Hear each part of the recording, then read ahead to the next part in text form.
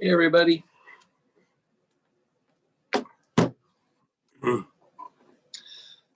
How's everybody doing? I think there's been a couple people who have emailed us about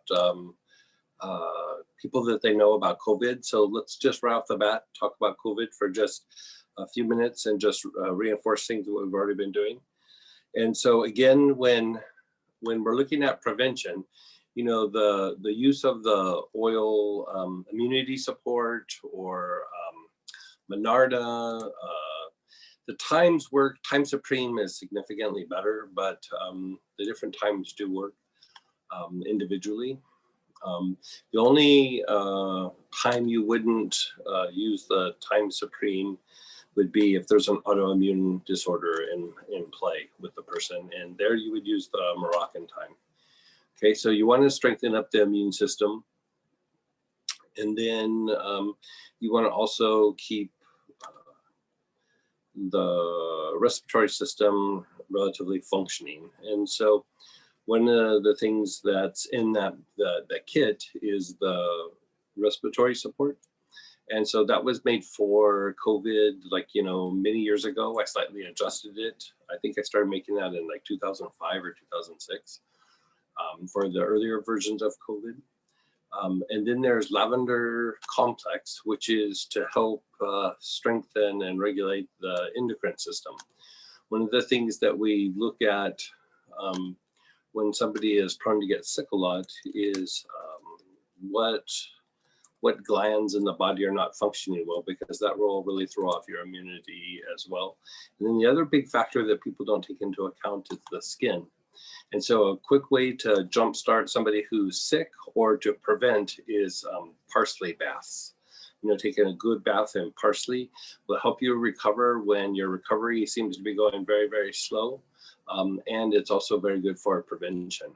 Now, if somebody's already had COVID or they're in the middle of it, you know, a lot of those same rules apply. But one of the things that happens is there are so much tension in the skeletal muscles that support respiratory function that the diaphragm and the neck and everything really start to contract. People have tightness in their chest, definitely constriction in the diaphragm, which starts putting pressure on the spinal muscles. So that's when we go back to our good old-fashioned like hyssop. Frankincense will work. Hyssop's a little bit better. Hyssop decumbens especially good. Anula is incredibly good for that. Excuse me, as well as Amivisnaga. Amivisnaga is a powerful antispasmodic that gets used in respiratory blends quite often. So the other issue is that if there is starting to be blood clots, I mean, usually at this point they're dealing with their doctor and things, but after the fact, their recovery sometimes is a little bit slow. And so usually I have them on hyssop for a little while, and then I switch them over to helichrysum, you know, inhaling helichrysum. So it reduces any potential scar tissue and also has an effect on the potential of blood clots forming or anything like that. So with the things that we've talked about from the past and even now on the subject of COVID, does anybody have any questions or needs help like troubleshooting something? Let's just throw that out there. We want to be able to support you as, you know, these numbers are still spiking and going up rather than going down. So if you have any concerns or something you want to talk out, like this would be a good time to ask it. Hey, Greg, it's Tracy. Hey. Okay, so the immunity support and the Monarda, do you take those internally as well as inhale, or Monarda, definitely you would take it internally. The immune support you could take internally, but you could also just inhale it. And you know, sometimes what I do is put it in like a spray, like a really strong spray, and keep spraying it over the upper part of the body, you know, especially in the chest area. That seems to help quite substantially. And so, you know, you're getting it into the skin, you know, like If you just do it even with the clothes on, that's good. But like I usually have the person do it like before they even start getting dressed, or if they're home trying to recover from something, you know, have them open up their shirt or lift their shirt up and then spray that area so it gets into the skin a little bit. And they can inhale just straight out of the bottle. What about the respiratory support? You could again inhale straight out of the bottle, and that you could also put in a diffuser in the room that they're in. Okay. What about bay laurel? If so Brian has got COVID, so Sorry to hear that. yeah, Does he have strong symptoms or? Everything right now, his breathing is fine. It's the flu-like, Okay. everything else. Yeah. But he is coughing a good bit right now. So can he still gargle with the bay laurel? Is that? Yeah, that's great, and that helps any secondary bacterial infection. And if you ever are having to deal with like a sore throat, or you feel sore throat coming on, bay laurel will usually knock it out because it opens up all the lymph nodes. You might have to do it repeatedly for a while, but you could rub it on his chest in like a base oil, in and around the armpits. You could go a little crazy with the bay laurel. That would be okay. Okay. Was there something about Sweet Annie? Sweet Annie is being looked at by, I can't remember who's doing the experiment, but they're looking at using Sweet Annie to try to treat COVID. And if you remember, it calms down and regulates the immune response. And so, you know, if you do have some Sweet Annie, you can have them inhale it. And then it's good to dab it on the arms and legs like you would mugwort, you know, like doing the mugwort technique, but with Sweet Annie. Great. And I'm still doing all the things that you told me.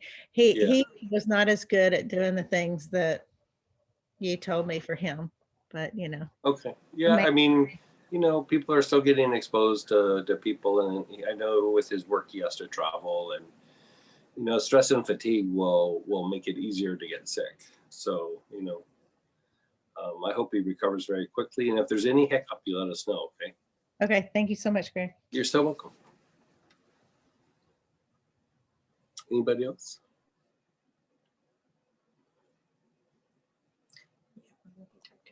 Would you repeat the oils for the tight muscles that affect the spine again? Hyssop. Yeah, hyssop. You could use frankincense. It's not as strong as the hyssop, but then Inula, Inula, and then Ammi Visnaga, AMMI, and then VISNAGA.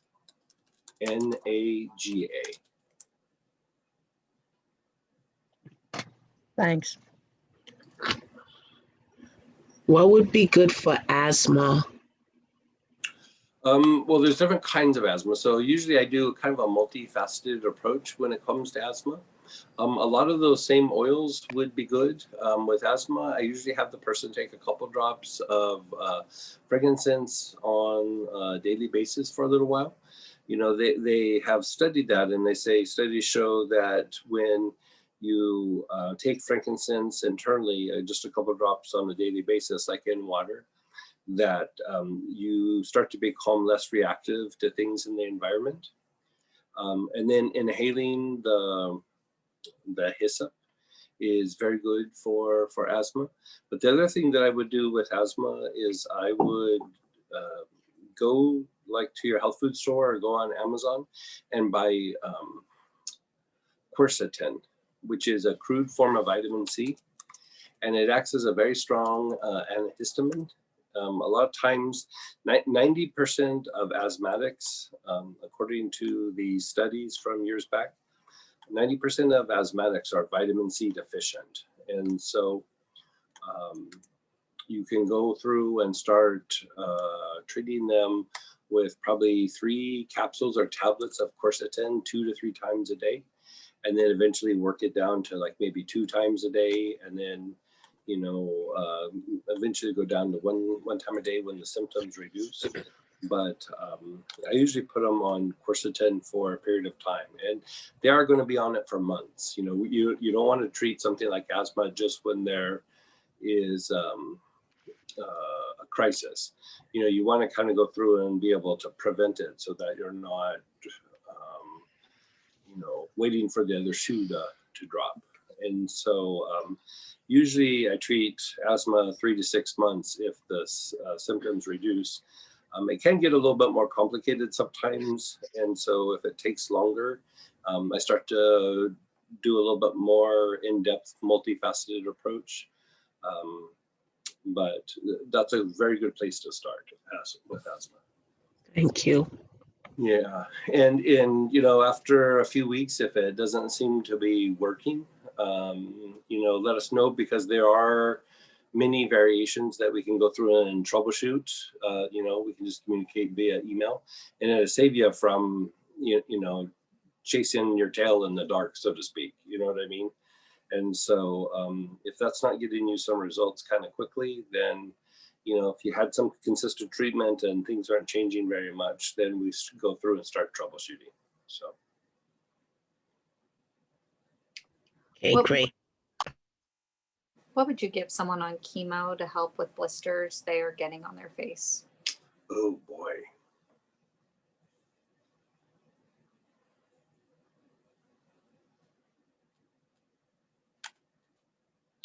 Honestly, I don't know. How bad are the blisters? That's pretty bad.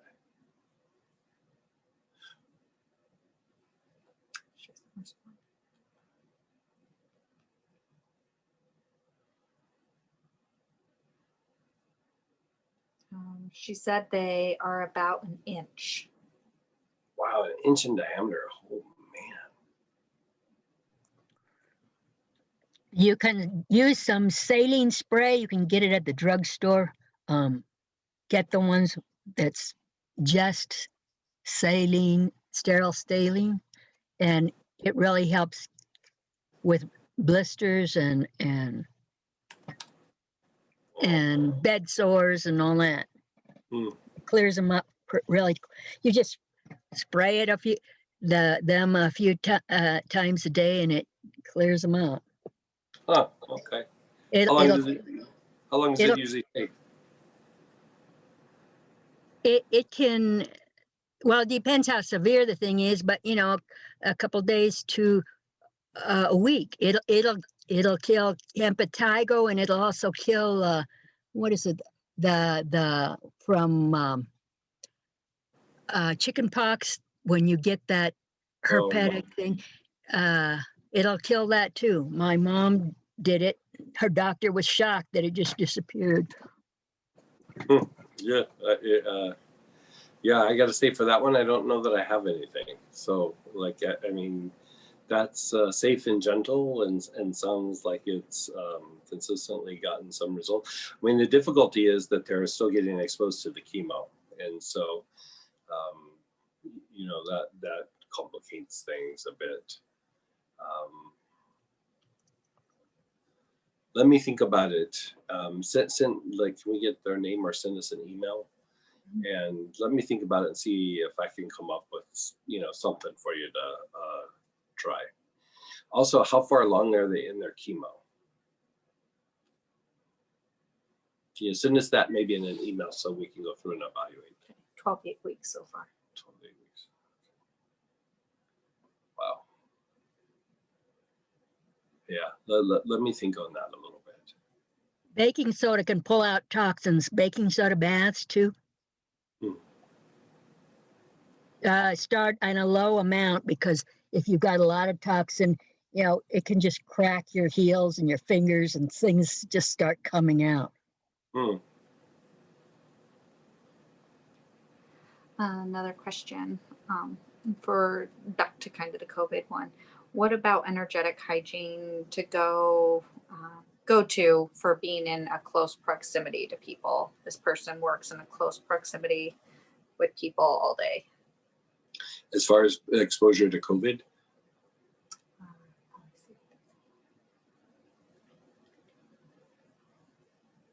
Yes. Yes. I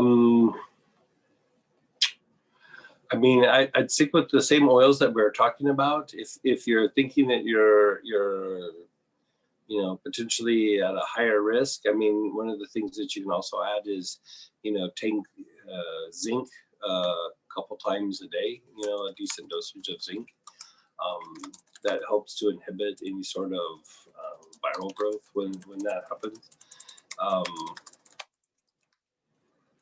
Energetic hygiene. I mean, I'd come home and just take your salt baths with parsley.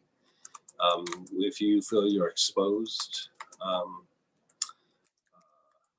that keeps the skin and everything pretty healthy. And you know, your skin is a big part of your immunity. So you got the energy hygiene of the salt bath itself, but then also adding the parsley, it makes it pretty good. We take a bunch of parsley baths, you know, just because of all the travel and stuff. And so that's one of the things in our regimen. What would help hair growth for someone after going through chemo and a bone marrow transplant? Hair growth after something like that, you're probably looking at just trying to open up the pores and stimulate circulation to the scalp. And so rosemary would be always really super good. If you could apply it like in a shampoo or something like that when they're washing their scalp and let it sit there for a couple minutes, that can be good.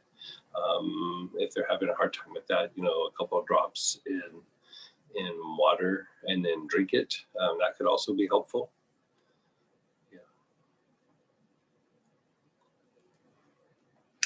All right. Let me just make sure we might be able to get going here. Yep. Okay. Does anybody have any other questions other than the COVID? And You can unmute yourself. Oh, I will get Anula up on the website. Sorry, guys. I didn't realize I don't have it on the website right now. yeah, we have it in stock. It is one of the best oils for deepening the breath, but it is the strongest oil for breaking down mucus. So usually it's pretty hard to get, but we got a good source for it, and very good for breaking down mucus. So. Any questions? Hi, it's Laura. I'm sorry, I was like, how are you doing? Oh, me? Yeah. Yeah. We're doing good. Yeah. Good. You're great session this weekend. I missed the very beginning. What were the oils that you said were good for COVID? Well, there's the immunity kit, which is immune support, respiratory support. The lavender complex supports the endocrine system, and then parsley for the skin, you know, strengthening the skin and helping to stimulate the lymphatic movement in the skin. That really is significantly helpful. Okay. And then hyssop to deepen the breath and relax the diaphragm. If it's really super tight, Ami Visnaga can be substituted. Or, what is or that? it could be Ami Visnaga. Okay. AMMI, and then another word, VISNAGA.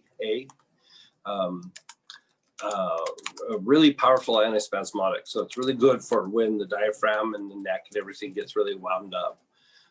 It's getting wound up so much in some people that they start having chest pain, like, you know, tightness in the chest and things like that. And so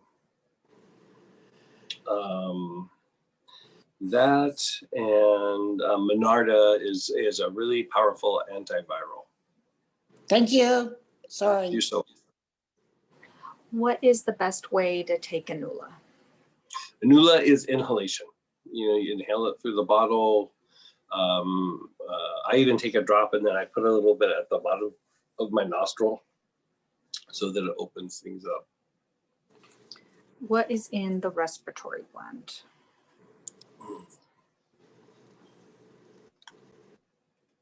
I have to look it up. I'm sorry.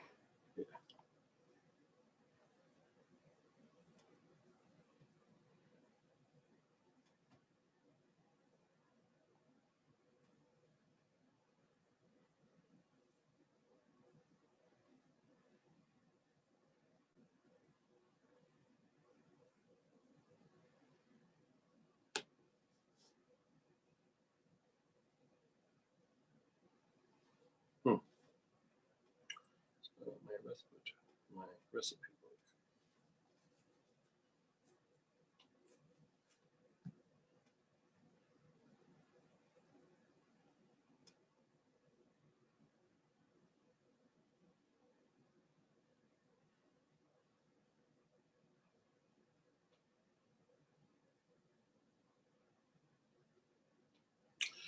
It is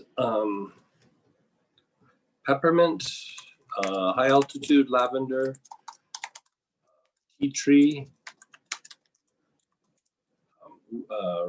rosemary Provence, which is kind of a fancy lavender or rosemary, and then thyme.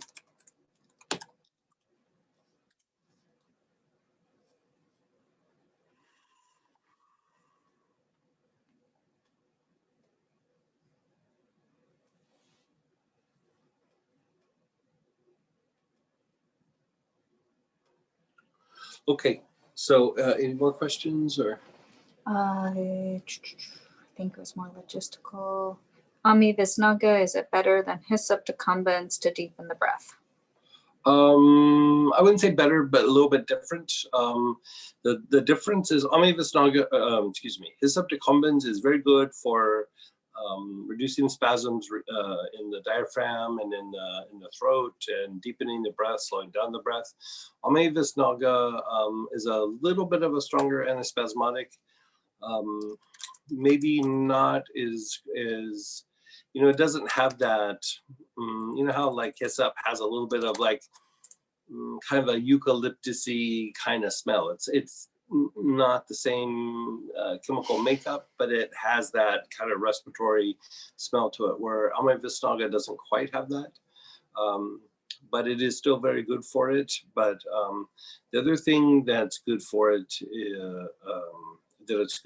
is sometimes we will start to have a stress associated with the health issue, or there might be some emotion that might be inhibiting taking a deep breath. And Ami Visnaga is really good for that. That's what I personally use it for. I actually also use it for an antispasmodic on the body as well. But, like if it's the hip or shoulder or something like that. But for, just getting out old stuck emotions, it's really good for that. Really, really super good. Would it be just as good to inhale respiratory support? Respiratory support is more for the prevention, or like when you're kind of going through it, but like when you're trying to deal with the spasms, respiratory support is more for dealing with the infection and trying to prevent the infection. When you're starting to deal with the spasms and the aftermath, it's more Hyssop, Ami Visnaga, things like that. Yeah. And go ahead, Troy. Hey, Troy. Maybe you didn't mean to. Hey, y'all. No, I'm sorry. I accidentally hit that. Okay. All right. I think we're good. Okay, so one of the things that we're going to be doing, not this weekend but the following weekend, is we're going to be doing the Sacred Fire class, which is a couple of things. Basically starting to use the oils to do like excuse me, a Kundalini practice. Bringing the energy down, mixing it at the basic, and then working the way back up. And the reason that Kundalini practice is important is it really helps to refine and strengthen the nervous system. And when your nervous system keeps getting more and more refined and upgraded, you're basically upgrading your hardware. You're starting to be able to perceive greater levels of subtleties, which is information from the higher soul, information from the environment, information about yourself. You have deeper realizations and makes things like clairvoyance much easier, but it gives you greater awareness of what is happening in the inner world or internally. And so part of a spiritual practitioner's path is the refinement of the nervous system. And so one of the things that we'll be doing is not only will we be doing that, but we are going to start addressing, starting to use the brain waves to do things therapeutically. So we will systematically be going through and breaking down each segment of the nervous system, and then go through and do purification on it, regulate it, and then help it to react better to the shifts in the brainwave activity. Now, what happens is that sometimes we don't realize that how we feel, how we think, agitation in our body, a lot of it is coming from our nervous system not being completely regulated or not functioning properly.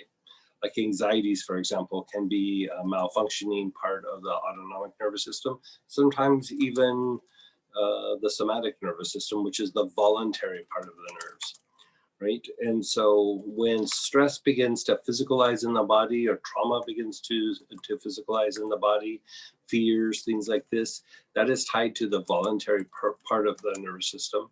But a lot of times we're having issues with the involuntary part of the nervous system, and we're completely unaware of these things. So what we're going to do is, for one, we're going to open up the channels for divine energy to come down and then to go back up. And then we're going to minimize the negative reaction that comes from a shift of consciousness awareness in the physical form. You know, your mental body and your emotional body are very conductive to the higher soul. Your physical body actually naturally resists it. So when you bring in divine energy, or when you make a shift psychologically, you have a different emotional state, your physical body isn't always on board. And so there starts to be this conflict between the higher and the lower. And so this helps to regulate more of the lower emotions. It helps you to move things up to the higher emotions. And it allows for more energy to go down and more to go up, with less like negative reactions, so to speak. And so we're going to open up those channels, and then we're going to systematically go through each piece of the nervous system and treat it.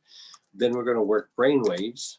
We're going to go through each of the brain waves, treat that, and then we're going to do a Kundalini practice, right? And so all of this, just doing the oil version of Kundalini makes it much easier, but doing it this other way makes it very, very intense, gentle, and smooth. You know, it's gentle because you're not having reactions, but the intensity is pretty strong. So I want to give you a little bit of a benefit, whether you do the class or not. I would like to share with you a little bit about the involuntary part of the nervous system. I use this component a lot in therapy when I was doing one-on-one sessions. It's a lot of times when I thought the nervous system was involved, this was usually the very first thing that I would go through and address. And so with that, this is what I'd like you to do. Go through the oils that you have, and let me give you some choices here. Anise or anise, whichever one, however you like to say it. Tarragon, which I think a lot of you probably have. Poplar balsam would also work. And then ANS support. So if you don't have one of those, let us know, but those are really top choices.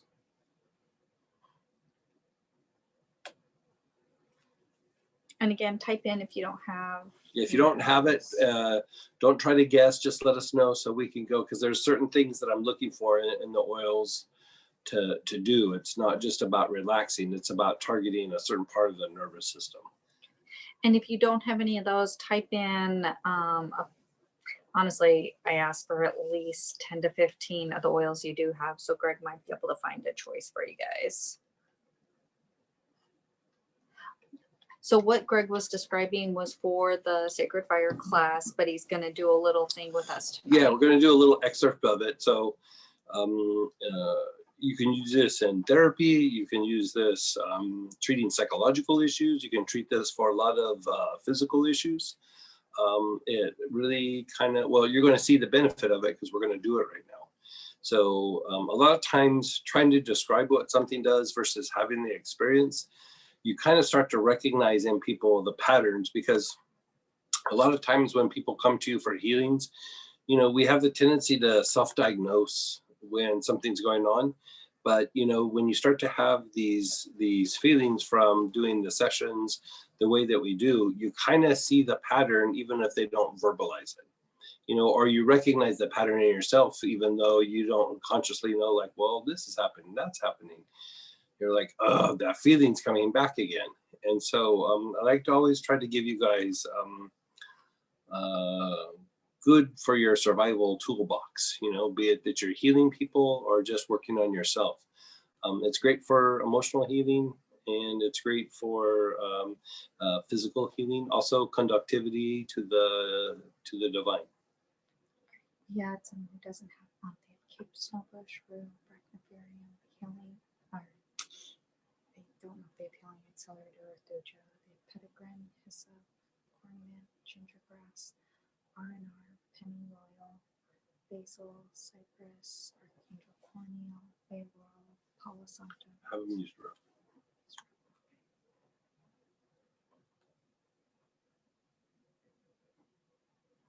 I have another person.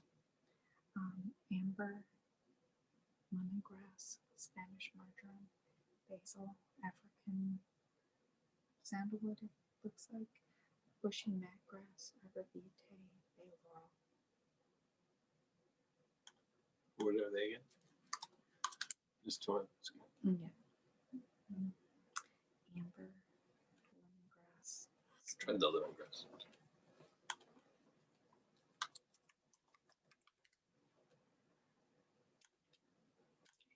Oh, was one of those stronger? The ones that I suggested, Mhm. they're all pretty strong. But if you had to go for, swinging for the fences for the strongest one, it's the poplar balsam. They're all pretty strong though. Okay, so what I'd like you to do is just close your eyes and just notice how you feel. Think about your body, think about your emotions, your mind, think about your day, think about your week. Think about the next few days. Think about your relationships. Just kind of go through and just do a little self-evaluation.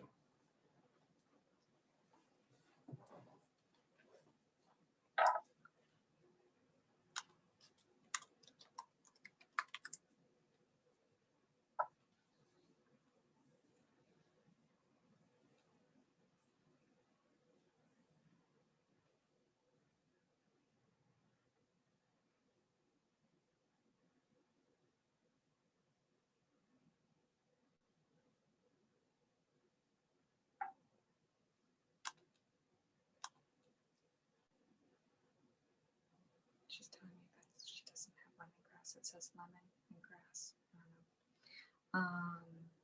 Amber, I guess lemon, grass, Spanish marjoram, basil, African, sandalwood, bushy, matgrass, arbor vitae, bay laurel, Croatian hyssop, and sage. Yeah, there's nothing really there that's gonna do it. Is there anything else that she has?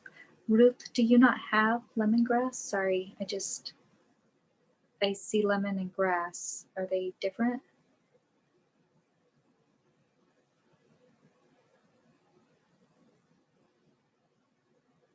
Yeah, she has. Okay. So you've done a little self-evaluation. So we're going to use the same oil through 4 different protocols. Okay, so 4 different protocols. So before I get going, let's also do one more thing. Close your eyes for a second. Just close your eyes. I'm going to chant Om like maybe 3-4 times. And let's see how you feel now versus how do you feel after we do the protocol. Okay, so close your eyes.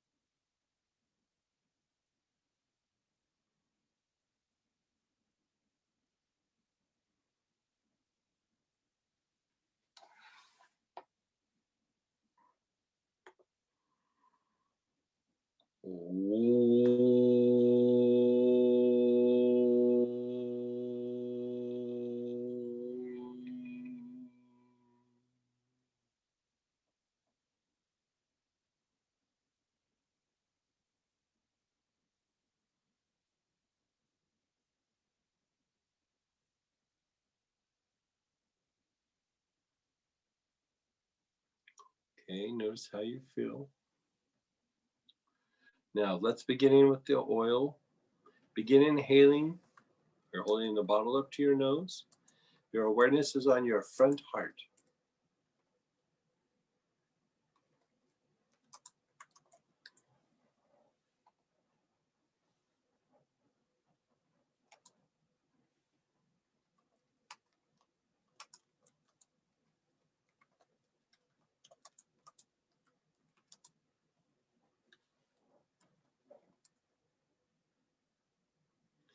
Keep inhaling with your awareness on the front heart.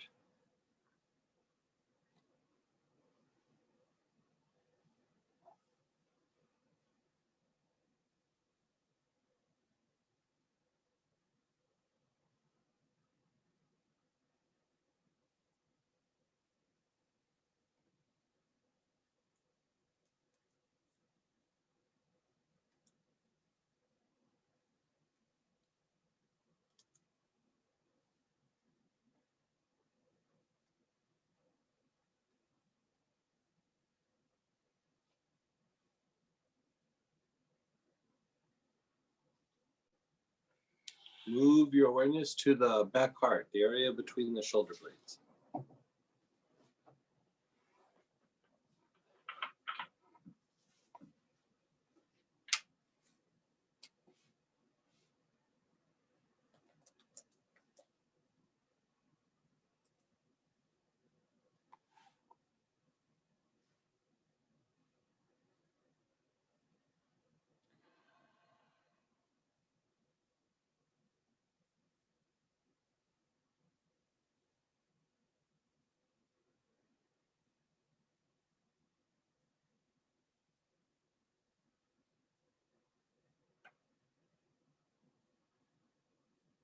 Move your awareness back to the front heart.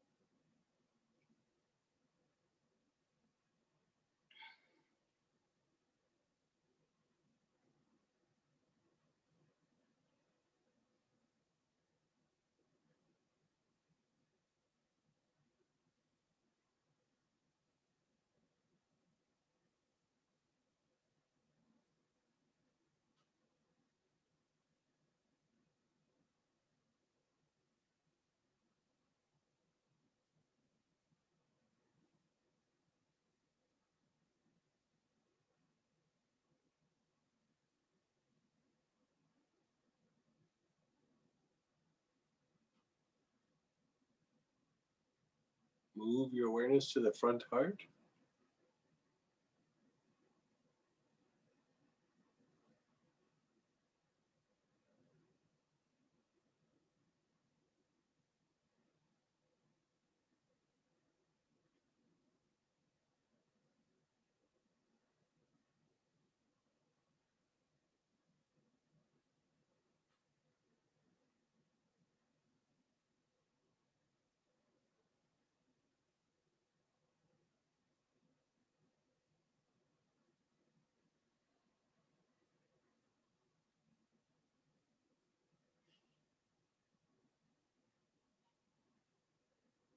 Just be still. Keep your eyes closed. Just be still for a second.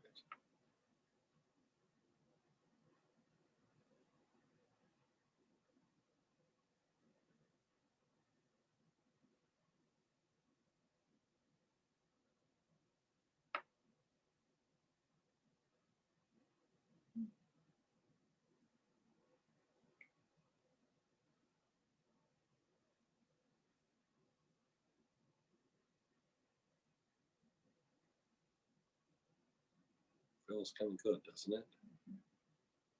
It's just the first step.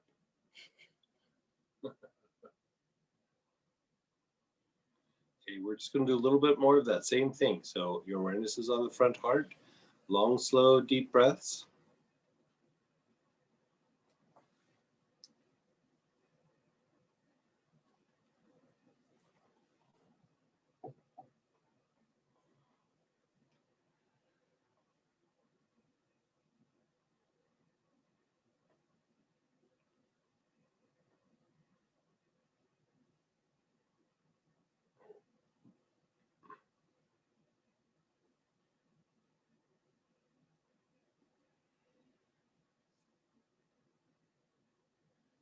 Go to the back heart.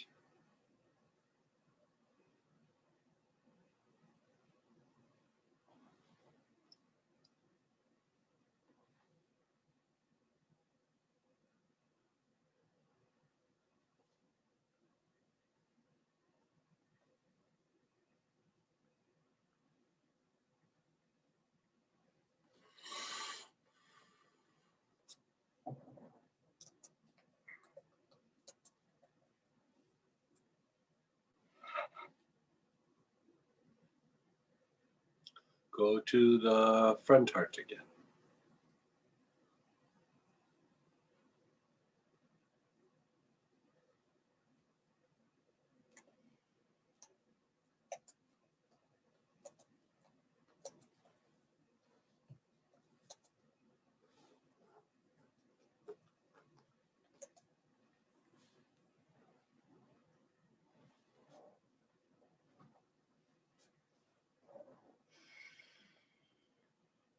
Where are we at? The back heart? Front. So front heart. Move your awareness to the back heart.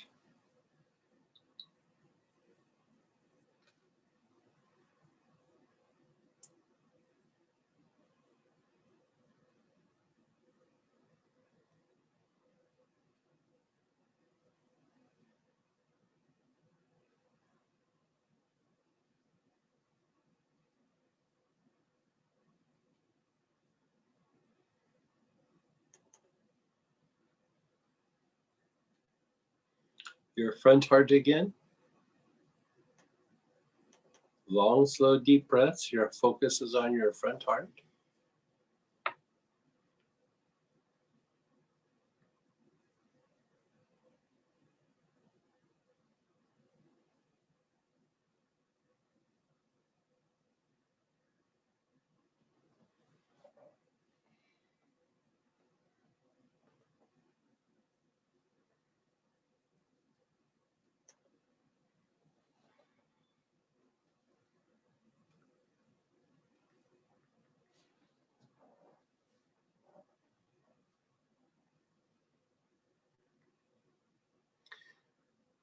Okay, you're going to move your awareness to your back throat.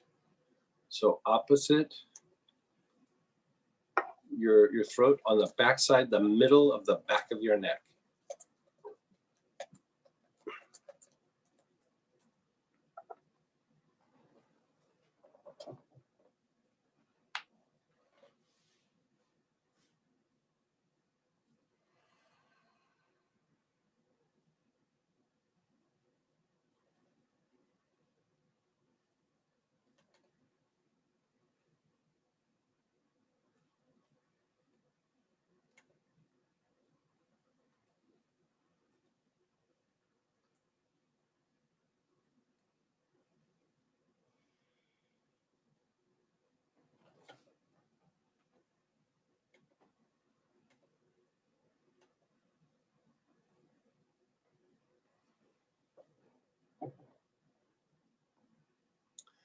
Keep inhaling on your back throat.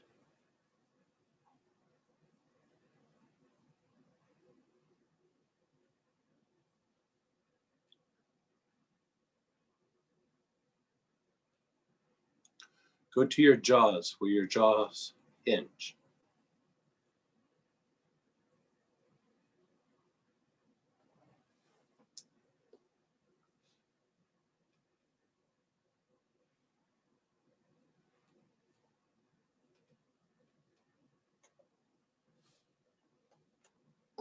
You're still on your jaws.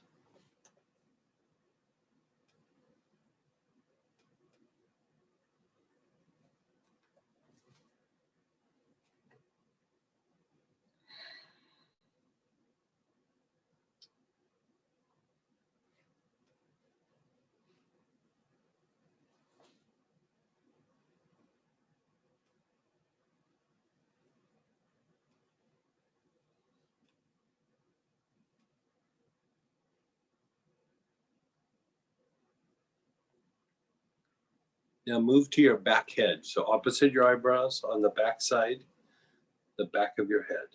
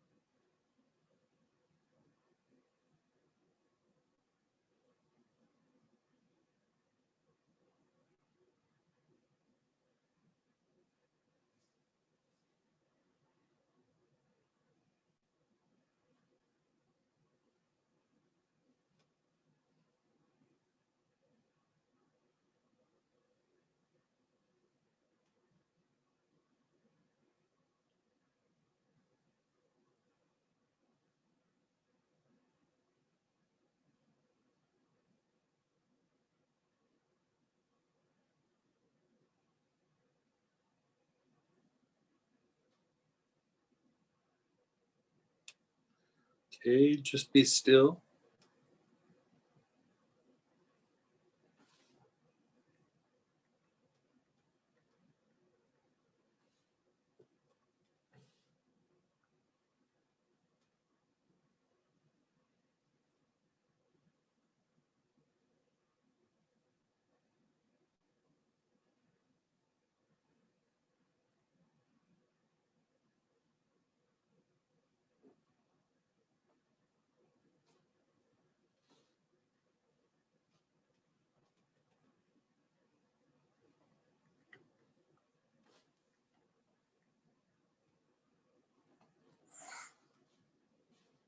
Just be still.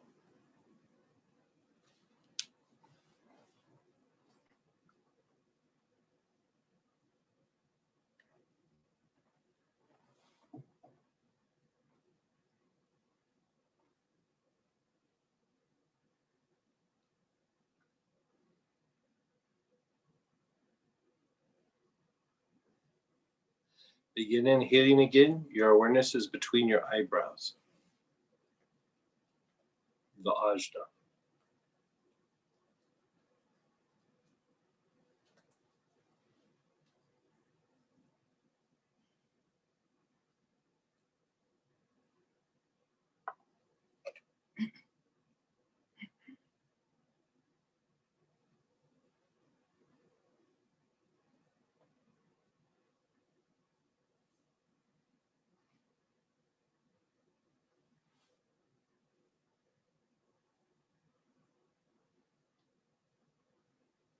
Drop down to the throat, the center of your throat.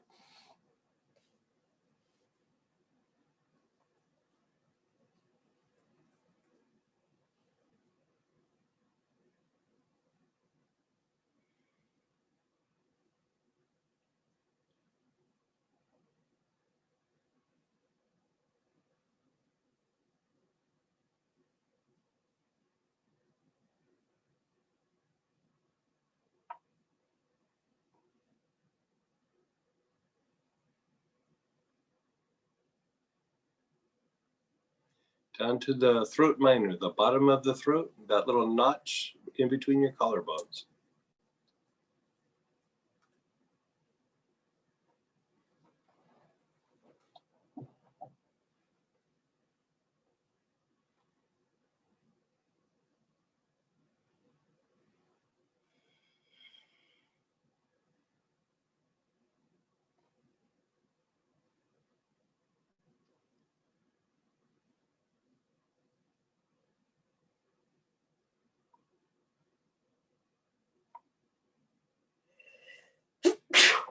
Bless you.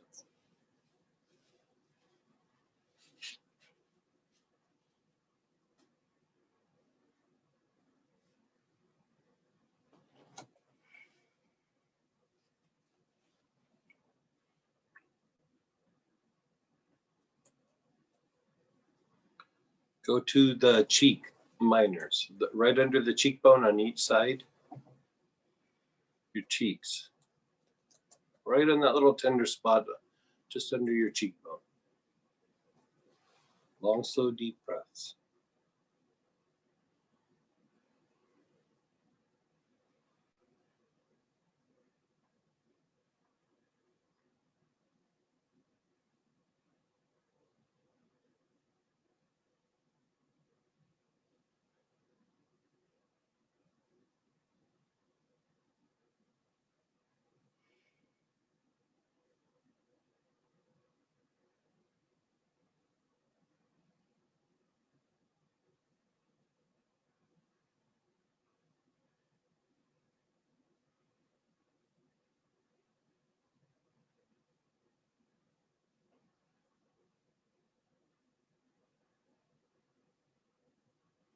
Go to the jaws where they hinge, right in front of the ear canal.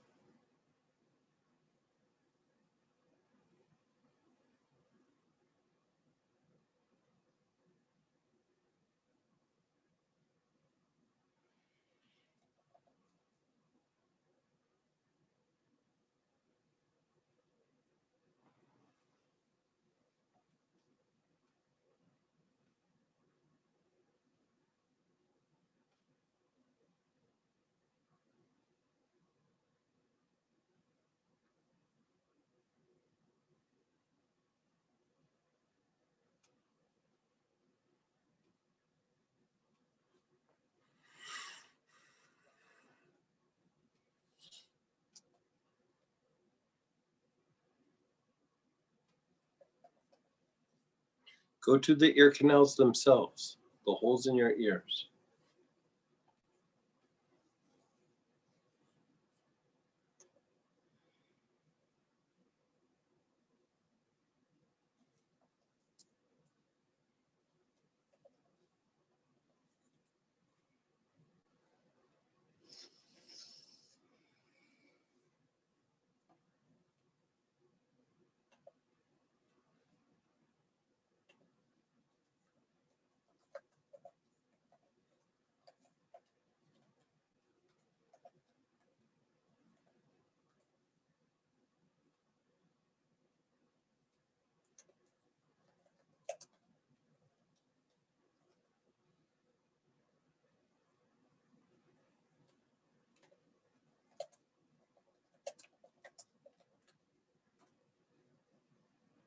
Now go to your back heart, the area between your shoulder blades.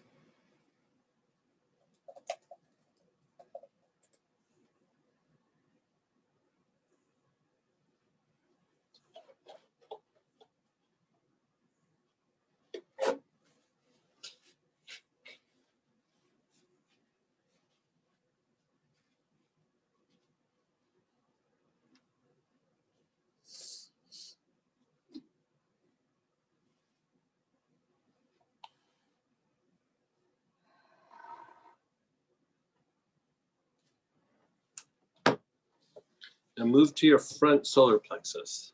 Blow your ribs on the front side.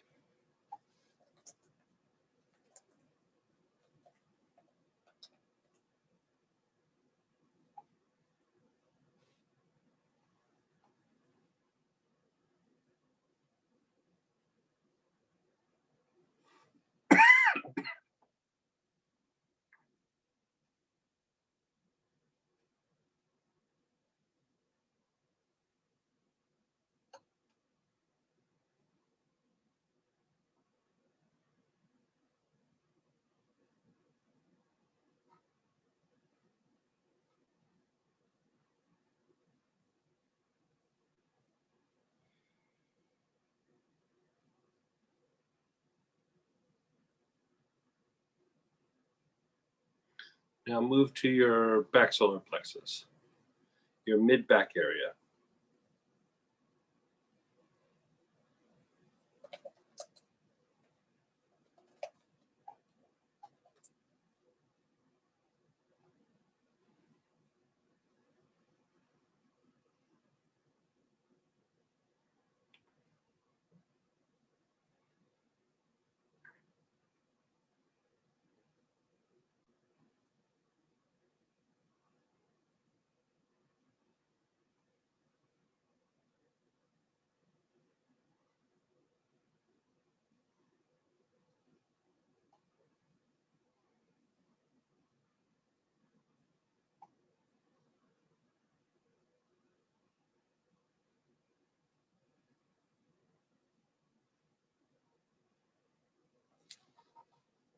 Keep inhaling on your back solar.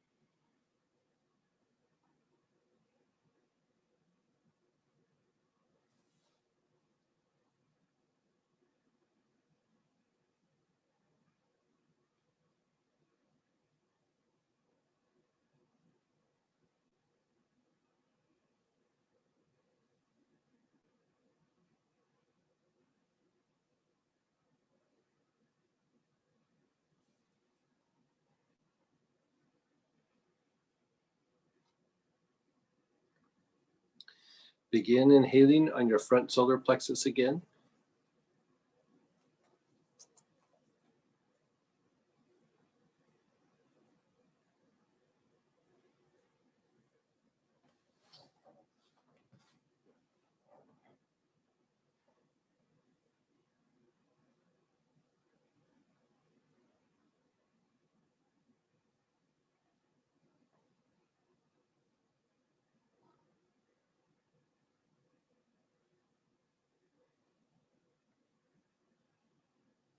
Just be still for a second.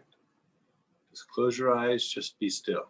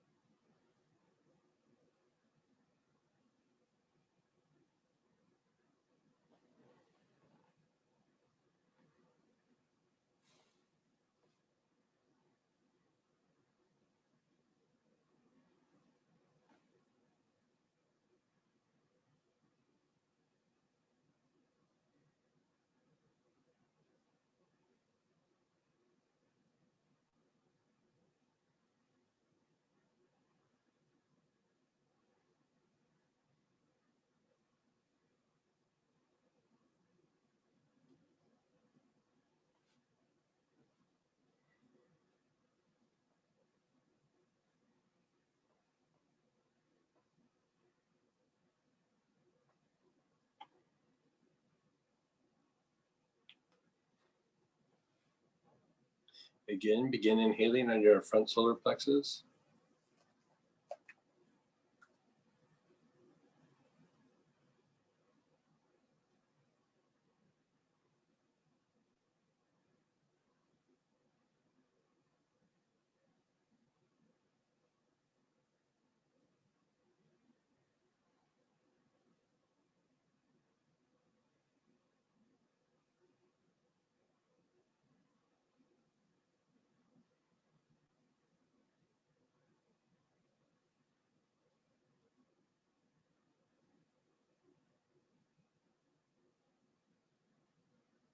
Move your awareness to the back solar plexus.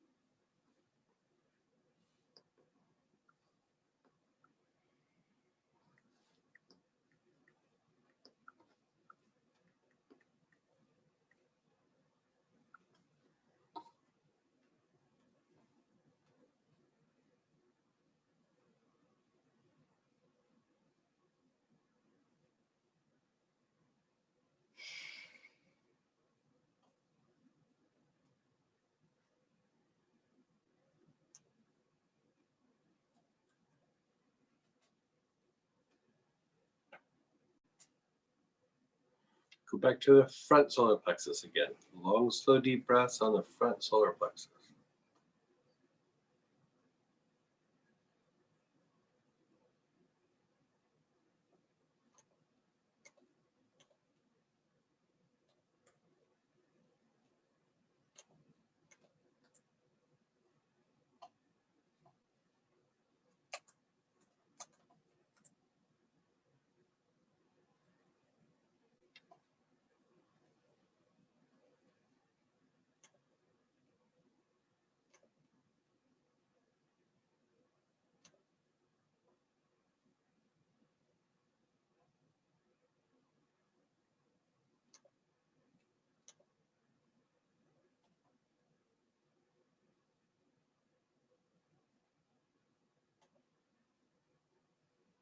Go to your back solar plexus again. Long, slow, deep breaths.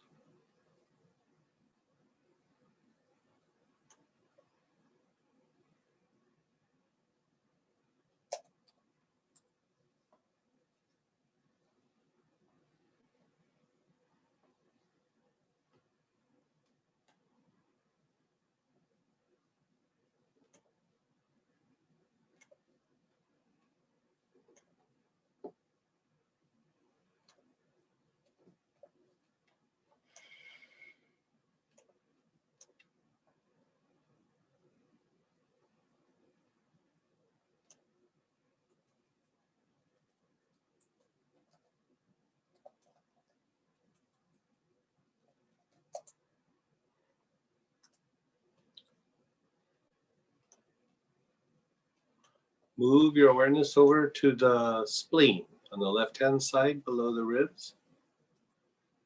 You can do the front and back.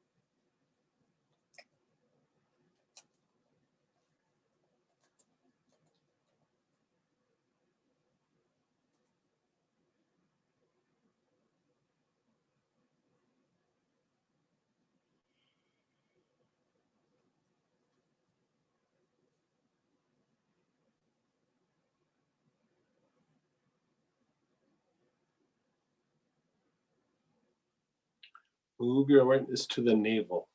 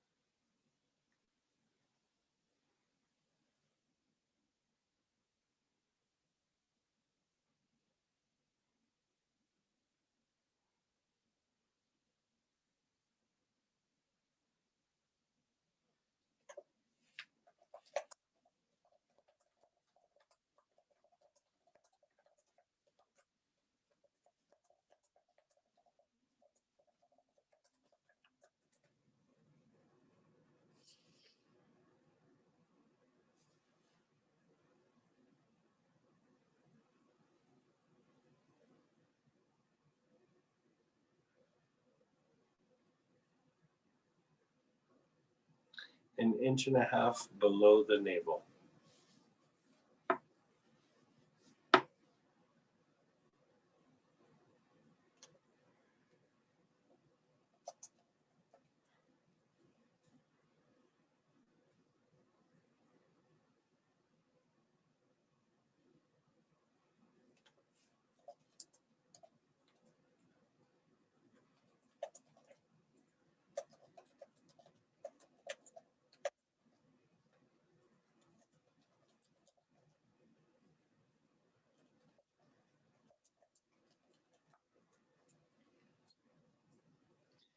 With the enablement. Just be still for a minute. Let go of the inhalation. Just be still.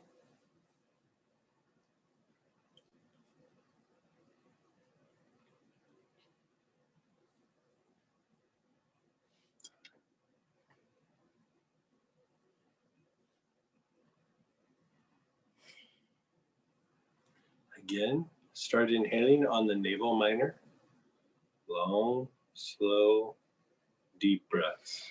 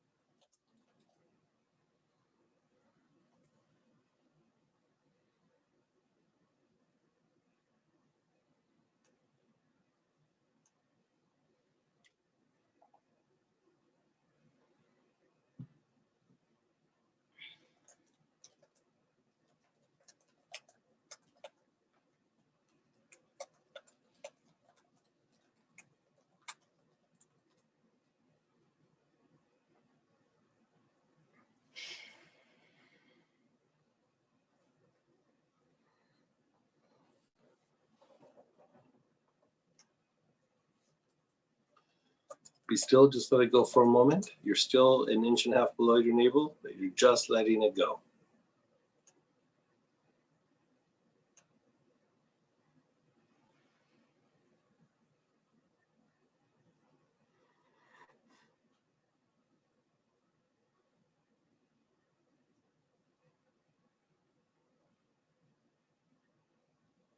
Again, an inch and a half below your navel, long, slow, deep breaths.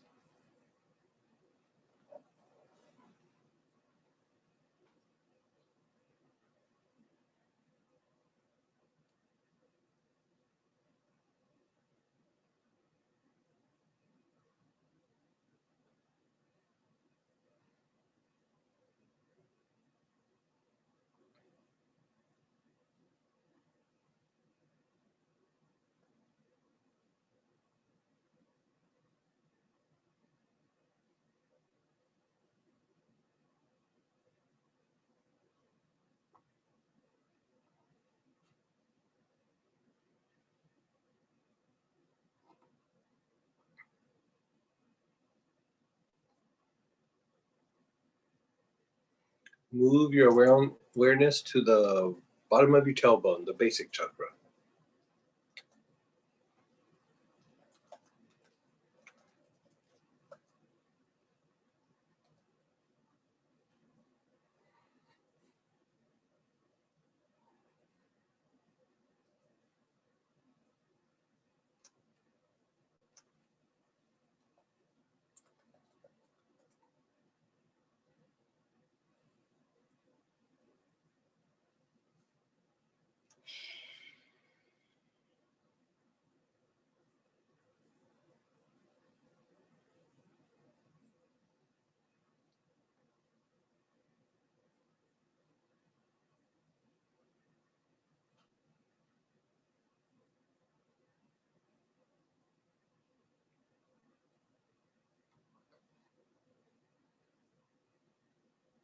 Move your awareness to the soles of your feet.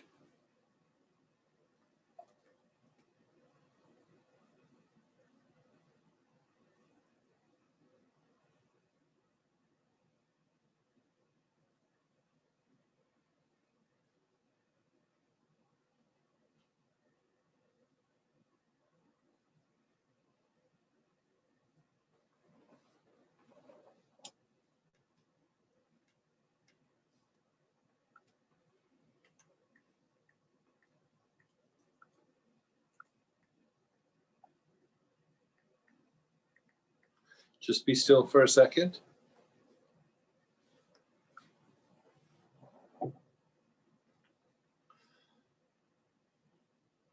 And that last application, we're still going to repeat that last little step or two, but we're just going to add a little something. I want you to see the difference of something. Again, go to the bottom of your tailbone. Take long, slow, deep breaths.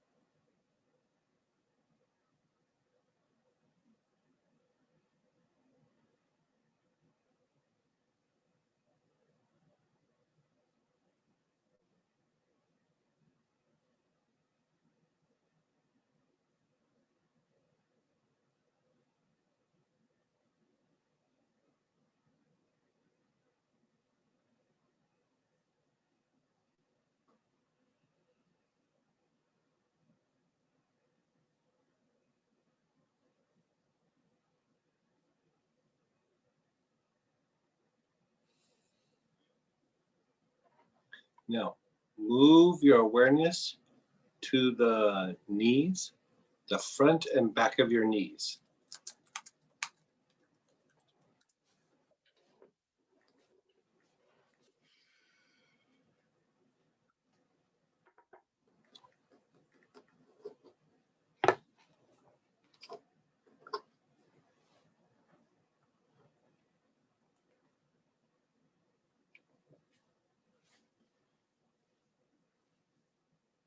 Just focus on the front of your knees, right below the kneecap, just the front of your knees.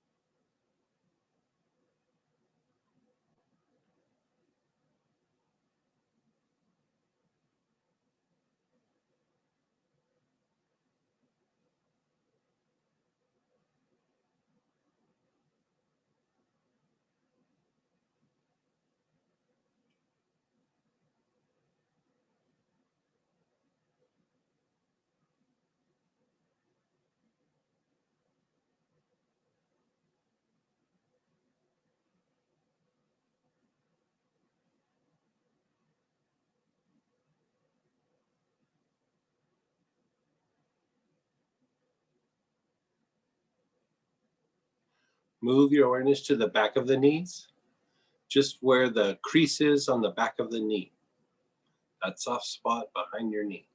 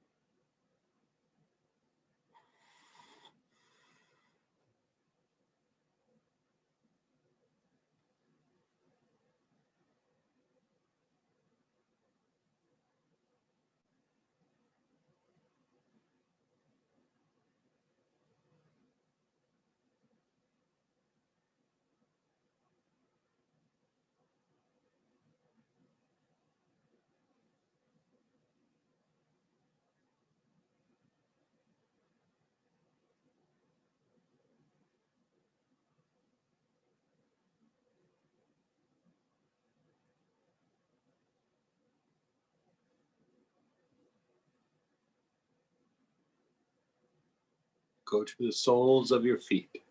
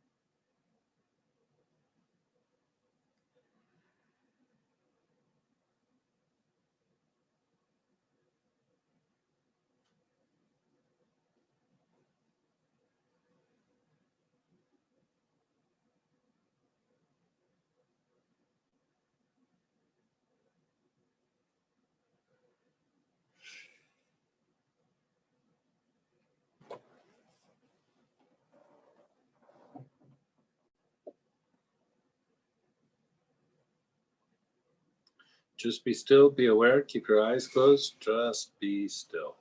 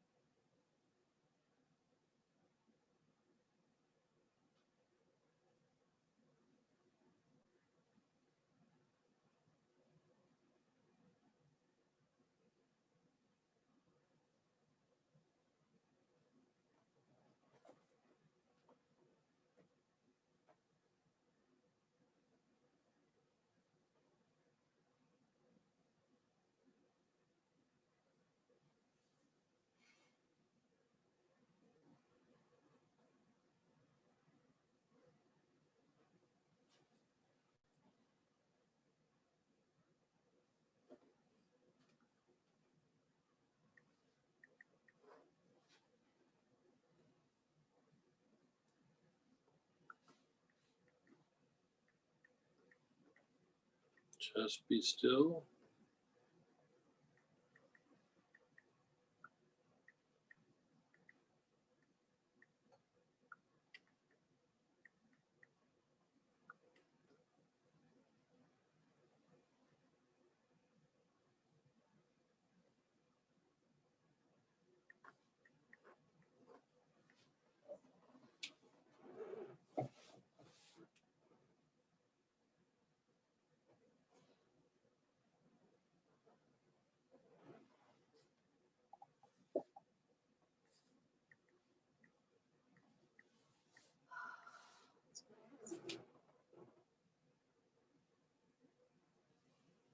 Okay, ready?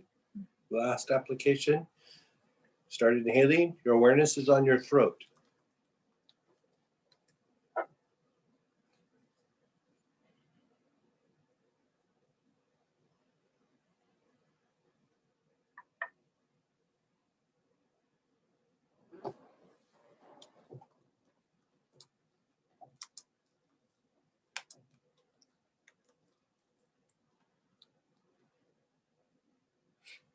Put your awareness on the throat minor, that little notch between your two collarbones.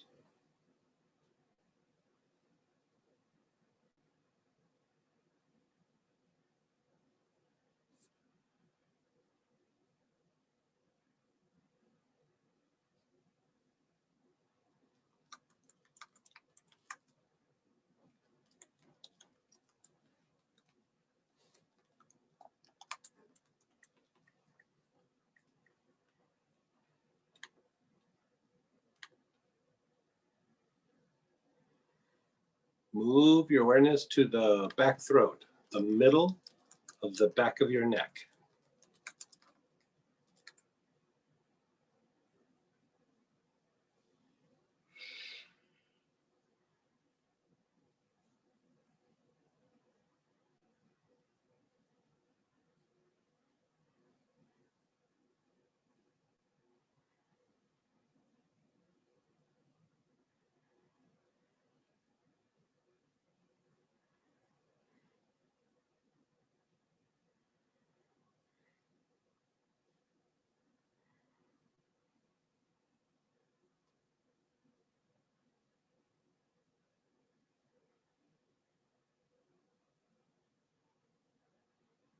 Your jaws, the jaw minors, in front of the ear canals.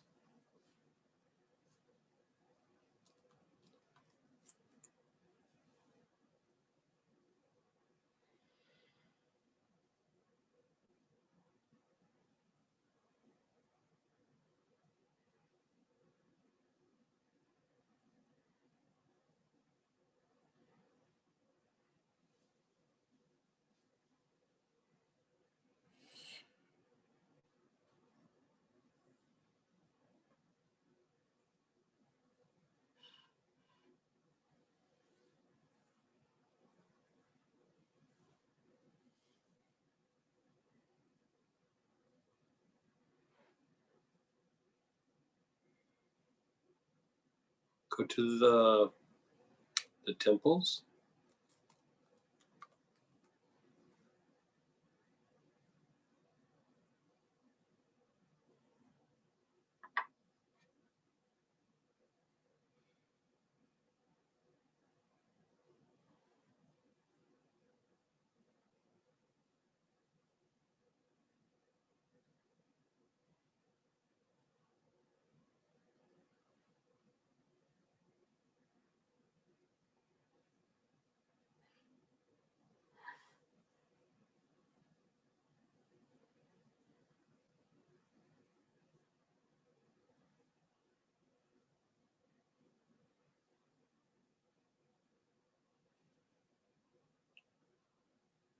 Go to the back head. So opposite the eyebrows on the back side, the back head.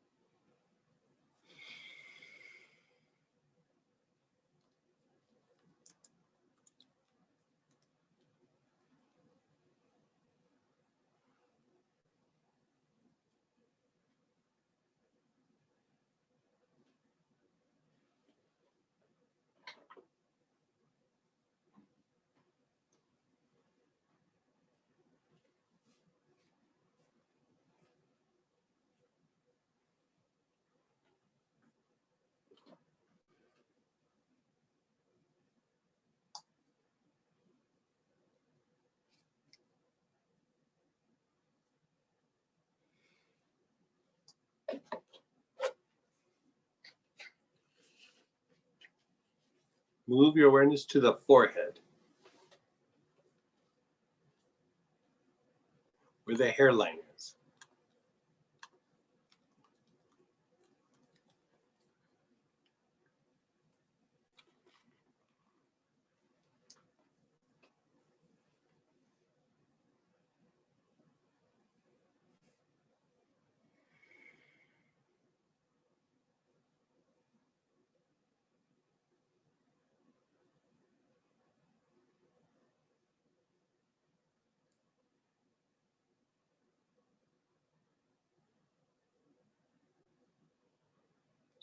Go to the bones in your neck, the cervical area.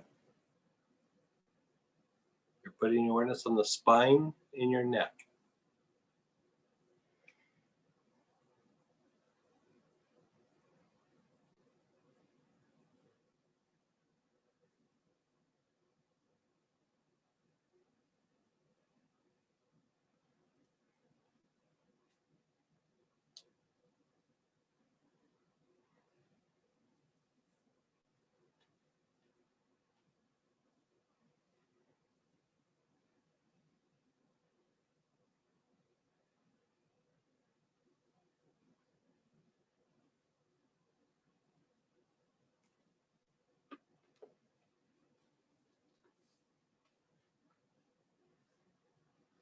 Put your awareness on the spine in the upper back area, the area between your shoulder blades.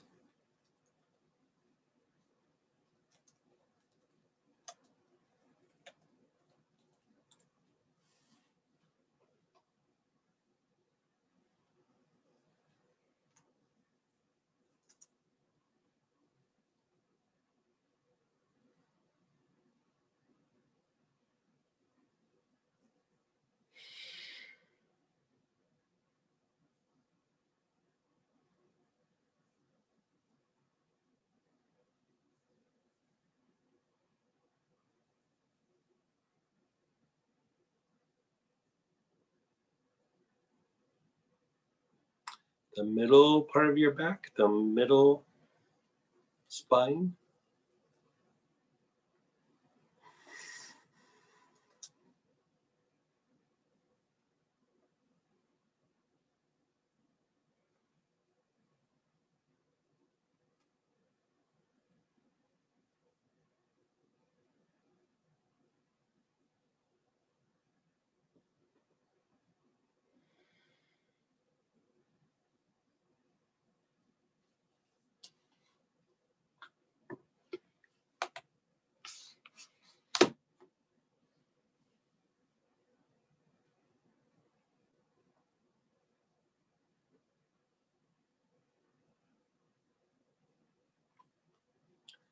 The lower spine, the lower part of your back.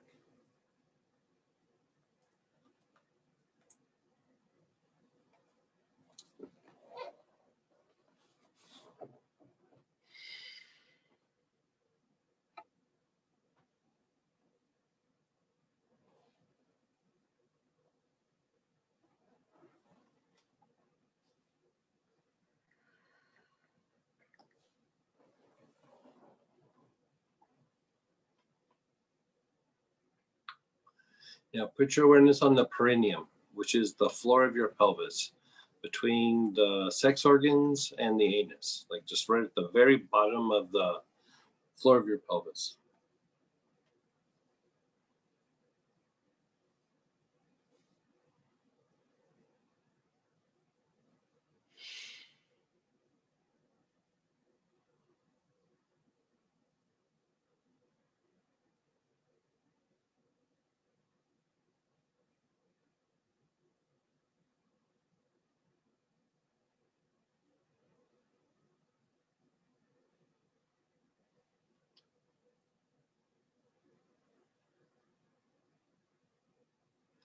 Put your awareness on the soles of your feet.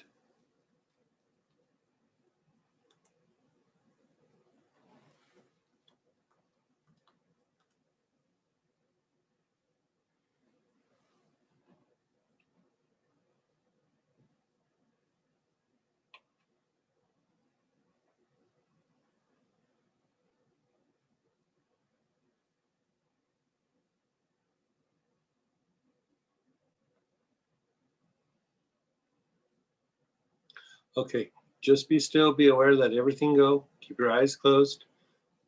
Just be still. Let it incubate for a moment.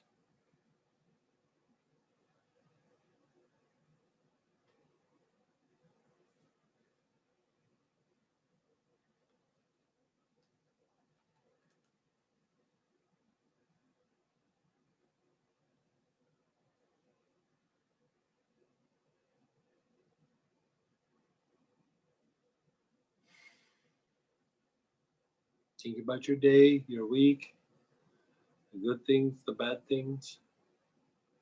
Think about the next couple of days. How are you feeling? Keep your eyes closed. I'm going to chant Om again, just 4 or 5 times. And let's just see what happens.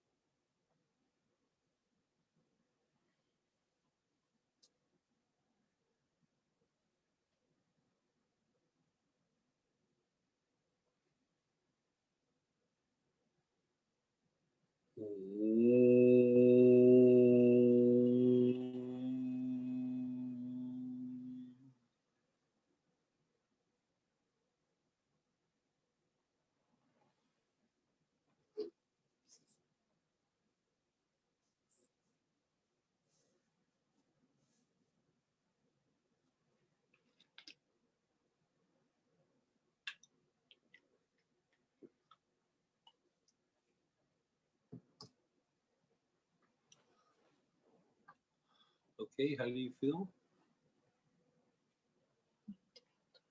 You can type it in or you can unmute. Share experiences and questions. Greg, very it's calm. Susan from Austin. Hey, Susan. Hi, darling. It's almost hard to share, but I'm going to try if that's okay. Yeah, feel free. So today, there were some triggers to PTSD that I was surprised that we're still there, because you think, oh, I've done all this work. I've done X, Y, Z, Q, R, and P, and it's all gone. And something happened today, and I was like, oh crap, there's still stuff there. And I use Poplar Balsam. Thank you so much for my beautiful oil. And it was really interesting because in all of the work that I've done over the years, and it's been years, I didn't realize I hadn't unpacked certain things. And they just kept. And they get stuck in all these like weird places that you never think of looking. And I just didn't. Yeah. I knew they were there. I hadn't forgotten them, but I had never taken them out of the suitcase and had to unpack them. And as we went through this protocol, the suitcase just kept getting unpacked. Yeah. And unpacked. And I just thought, I forgot that. I not forgot, but it was too hard to have it be brought up, so it just stayed packed. And it was an interesting experience watching the different aspects of it get unpacked. And I, obviously I've got my own work to do, but I've been doing your seasons oils today. Oh, good. So I've been doing my homework, but and I recognized that there was a lot done tonight and there's more to do. But mostly I really want to express my deep gratitude and love My for pleasure. you for allowing me to have the courage to take out the suitcase Yeah. and realize that there was still stuff to unpack. Yeah. So thank you. You're so welcome, and thank you for sharing. And like you said, like sometimes they're too big, or it's too hard, or it's just like I just don't have the juice in my legs to handle whatever comes out of that suitcase. And sometimes we're just not aware. Like, you know what I mean? Like it's because a lot of this stuff is really wrapped in our physiology, and our body works really super hard at just trying to maintain the status quo. And so, even if you get little flashes of it, your body goes, it'll be okay. Don't worry about it. Don't look at that. Look over there. It really doesn't support you going in and really unwinding something. Your body's not a big fan of that. It likes the after effect, but when you start the process, it's not always on board right off the bat. And so, the real big key to that is usually neurology. Like, you really got to tackle the nervous system. And so when I was thinking about this class, I've had the notes for this kind of like rough draft written up for a long time. I was actually going to make it part of the sleep class. And I was like, there's already too much information as it is in the sleep class. And this is it's like a whole nother class. Like it's just unwinding the nervous system the way we're going to do. And then the brain waves, we're going to probably talk about in at least 2 or 3 different classes, and then start integrating brainwave components when we treat different conditions. Because how do you not get away from the brainwave activity when you're treating anything? It doesn't matter what it is, physical or psychological. And so, over the years when I was doing a lot of the trauma work, I really gave it the, what's that saying, like the old college try, about doing it just from the point of view of psychology. But it comes down to a lot of times of you really have to get in there and work the nervous system.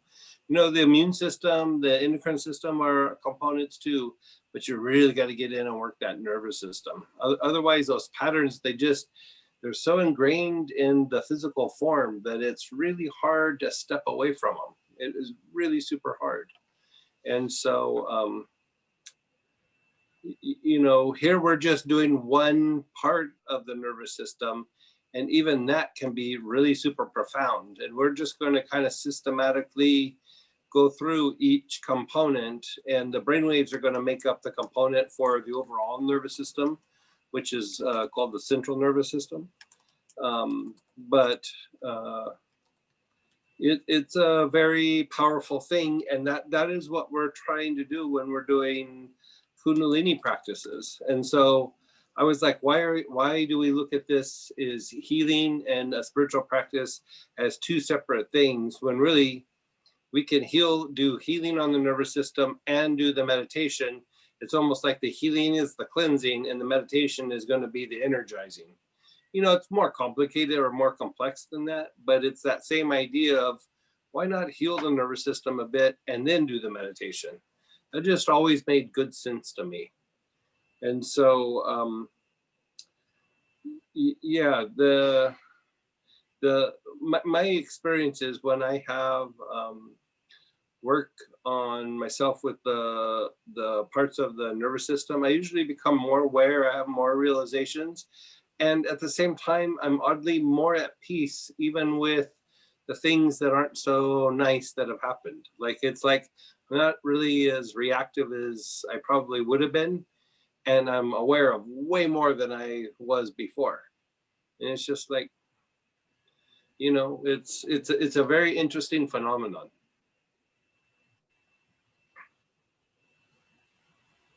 Thank you. So yeah. You let us know if something gets too overwhelming though, okay, Susan? Thank you. I really appreciate it. Yeah.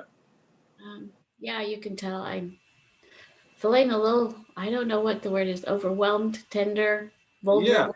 Yeah. I get it. All of the above. So Yeah, I get it. Especially when you're in the middle of, like you said, you got triggered a little bit or something happened, and yeah. I mean, it happens to everybody. Well, you know, and who's to say that the trigger didn't happen at the right time so that the suitcase was unlatched? True.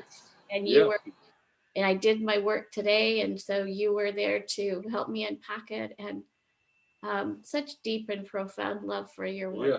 Thank you. Oh, thank you. Thank you. Go ahead, Laura. Hey, Laura. Hi, Greg. Mhm. So the first protocol was front hard, back hard, front hard, repeated, and then I like spaced out on the second one. Yeah. I know. So I know. we did front heart, back heart, and with this, because of what we're doing with the nervous system, it's like we go front heart, back heart several times, and then you go to the back throat, the jaws, and the back head, because we're trying to.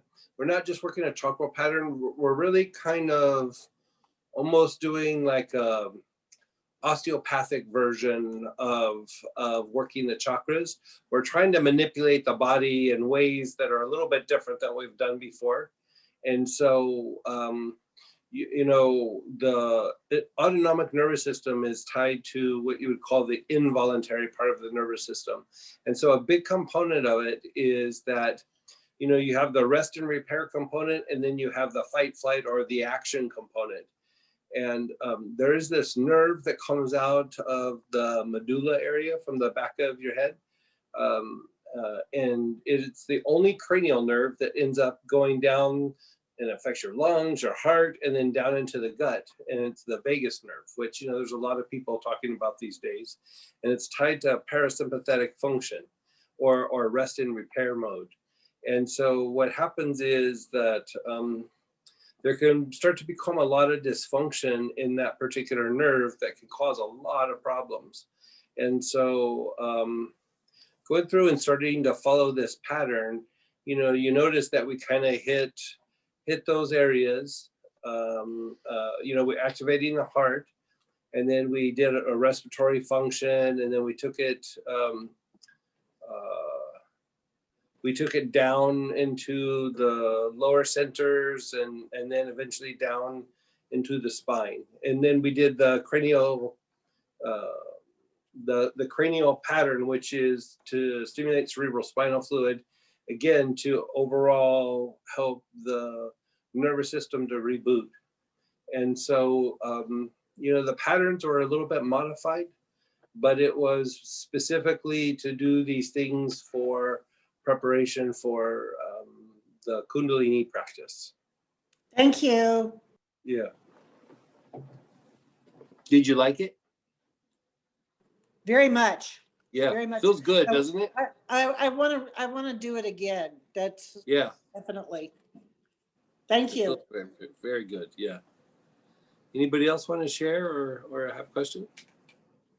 I had to share this one. Holy poplar balsam, Batman. Buzzing. Yeah. I feel like I'm in NIRVANA. And, you know, the oils that we're using, they're not just because they're cleansing or, you know, they're really specific for helping to reset autonomic function. You know, like when when things get out of balance, things like anise or anise, however you want to say it, tarragon, poplar balsam, they all help nudge the body back into proper function there. And then that A and S support, that is exactly what it's for. So it can cause all kinds of things. It can cause respiratory issues, things with the heart. It causes a bunch of digestive issues. It could even turn into like allergies or food sensitivities, irritable bowel syndrome, and it impacts your emotions. And so, I mean, this is one where it's like, ugh, it feels so good. When we first started, I experienced ringing in my right ear, tingling in my back head. And we got deeper into the protocol, my body felt hot. Yeah, you might have had a little bit of shifting in the autonomic nervous system. Sometimes when it's really out of balance, you'll break out in sweats on the forehead or sweats on the abdomen. It's usually not all over the body. It's like in certain spots. And so, yeah, with the heat like that, it might have been your nervous system shifting around a little bit. Normally, I would say, oh, it's the movement of Kundalini up and down the spine. But because of what we were doing, it was probably a shift in the nervous system. Peggy, your hand's up.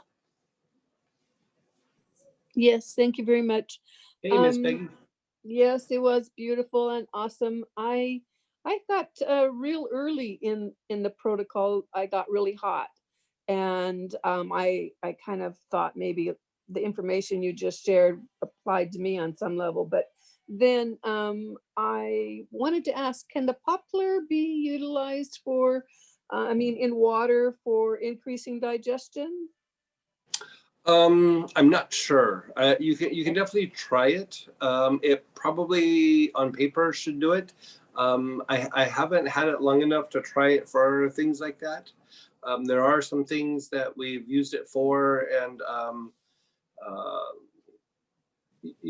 had some information from a long time ago and from some medical aromatherapists, physicians that were from Europe, that I got a good idea of how it is. But I mean, even for me, I'm still really exploring poplar balsam, and I got to say, it is just a fascinating oil. It is a fascinating, complex oil that is just kind of mind-boggling. So then the Palmarosa maybe for the digestion, increase the digestion? Palmarosa will definitely improve friendly bacteria in the gut. Okay. Definitely. Sometimes when people get like a weird cough, sometimes it's the lack of friendly bacteria in the gut. It's not even respiratory, it's actually digestive. I mean, it's not every time, but like sometimes when you don't have a cough that's not going away, that's not producing any mucus, and it's just like a weird thing where you just have these like spasms and coughs. It can be muscles in the neck, or it could actually be digestive in nature. So do you inhale that, or do you put?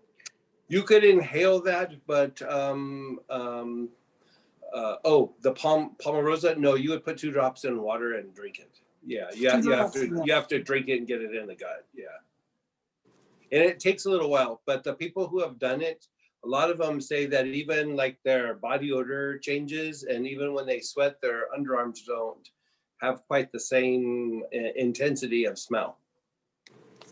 Thank you. When we started at the heart, I was okay. And then I started crying, and some old experiences came out, and I started crying. And when we got to the throat, I was crying. I was crying uncontrollably and started apologizing. And then we moved past. I just calmed down, and the tears just stopped, and I got calmer and calmer. Do you know what, if you don't mind, can you unmute, or if you don't, I understand, but do you know what it was about? And you can just type it if you don't want to unmute yourself. Yeah, if you don't want to unmute, you can just type.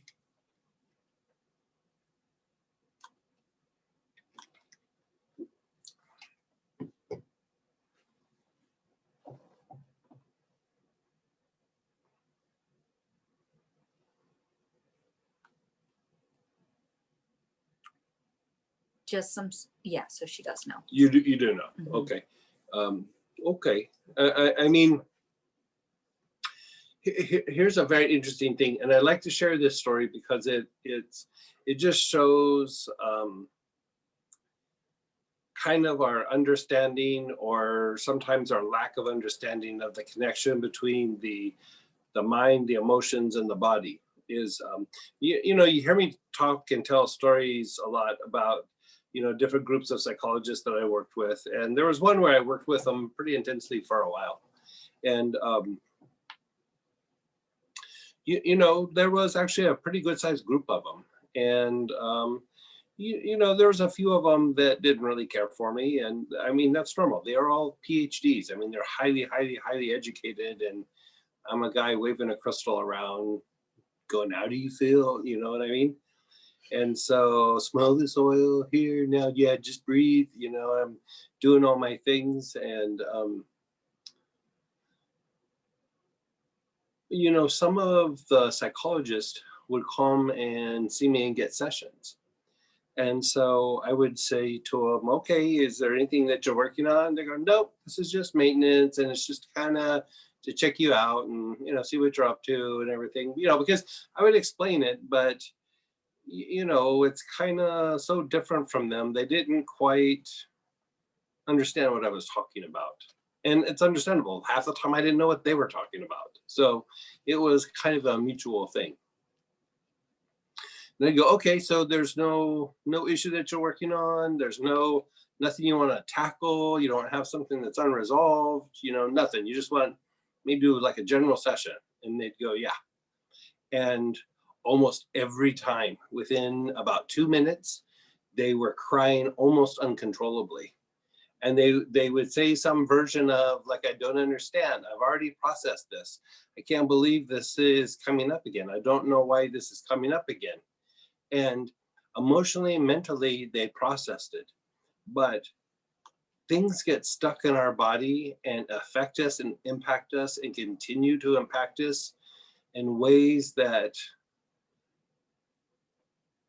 it's hard to comprehend until it leaves. And then you go, God, it feels like I just took a backpack off my back. You know, even the on Sunday, you know, we had one of my peers, Michael, who came in, and he was very sweet. He sat in the whole class with us. And I mean, he participated every step of the way.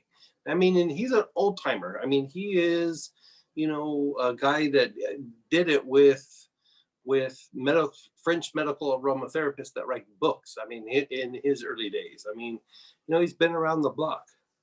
And, you know, he was about midway through Sunday, and it was like, you know, we were doing Q&A, and it was like, you know, on a break or something. He goes, I had no idea how much tension and stress I've been carrying around all these years until right now. He goes, I had no idea. Now that it's gone, oh my God, how did I get through the day every day with all that tension on my chest, on my back? And I mean, a lot of times we don't have anything to compare it to. And so we don't go, oh yeah, this is there, I should probably get rid of it. You just don't know. And then you shift it, and all of a sudden you go, oh, you know, there was something big there. I mean, this is the idea in Buddhism, where there's the Gelugpa tradition, where they do everything very mentally, and they go through and they break down things, and they look at it, and they process it, and they break it down more, and they break it down more, and then they loop it around, they look at it again, and the whole, which is very good. But then there's the Nyingma tradition, which they don't really do that process. They just shift things with energy, and then they watch and they go, okay, what just happened? What does that mean? What do I need to process? You really have engaged the process just by shifting it.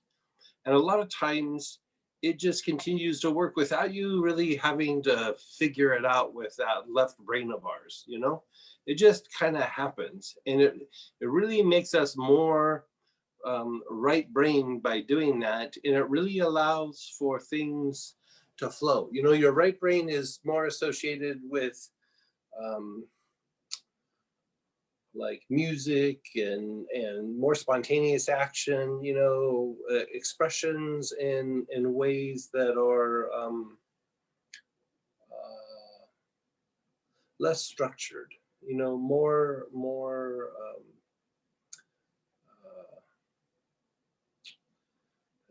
more spontaneous, you know. And so it really allows for something different to happen, something different to come in. Okay, we have 3 minutes. I'm gonna do just 2 more. Is that okay? Yeah. Oh, Peggy, is your hand up again? Yes, I'm so sorry. I'll make it quick. I can't tell you how many times in the very recent, I mean, you were the only one who I ever heard talk about the Citizen, and I know your teachers spoke about the Citizen, but TV, that people are talking the Citizen left and right. And so they really? you got it. I honest, it's like, I gotta tell Greg, the Citizen is being talked about everywhere. So thank you again. Thank you. Very good. My lower body got warm while my upper body was quite cool. Then I became cold all over. When we rested at the end, it felt as though everything was deconstructing into peaceful emptiness. Beautiful. Good for you. That's a great experience. Now, can this be good to do before? Oh no, they were talking about Sacred Fire, and they were asking if Angels 4 class is good to do before doing the Sacred Fire class. You could do any of the angel work. 4 is definitely good. The Sacred Fire will definitely help for psychological healing. It will help for physical healing. It will help with manifestation, but it will really help the angel work. Yesterday I had a super intense pranic healing session, like a psychic surgery almost. Today my body is very agitated and nervous. Would Greg explain, help me make sense of what's going on with my nervous system? You know, I don't know what they did.